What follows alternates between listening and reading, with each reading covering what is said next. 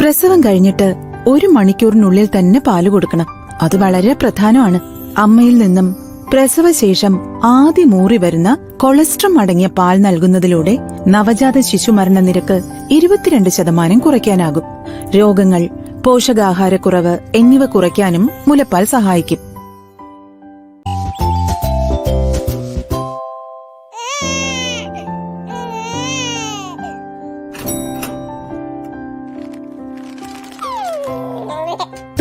വരുന്നുണ്ട് പുതിയയാൾ കടന്നു വരുന്നുണ്ട്. ആഹാ, ഇന്നത്തെ ആൾ വന്നല്ലേ? വരട്ടെ. ഇപ്പൊ തന്നെ ആദ്യത്തെ മുലപ്പാല് കൊടുത്തോ കേട്ടോ. ഡോക്ടർ പ്രത്യേകം പറഞ്ഞിട്ടുണ്ട്, മറക്കല്ലേ. ഇവരിതെന്താ കാണിക്കുന്നേ? എന്തിനാ കുഞ്ഞിനെ ഇങ്ങനെ കിടത്തുന്നേ? എടാ, അമ്മയുടെ വയറ്റിൽ നിന്ന് നമ്മൾ വന്നു കഴിയുമ്പോൾ ഇങ്ങനെ അമ്മയുടെ നെഞ്ചിൽ നമ്മളെ കിടത്തണം. അതെന്തിനാ അങ്ങനെ കിടത്തുന്നേ?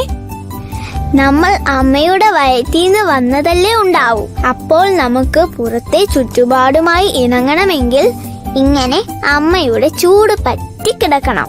അയ്യോ, എന്നിട്ട് എന്നെ കിടത്തിയില്ലല്ലോ. അതിന്റെ കുഴപ്പമാണ് നിനക്ക് മൊത്തത്തിലൊരു ഉഷാറില്ലല്ലോ. ഇതുകൊണ്ടാ. അയ്യ, അവളുടെ ഒരു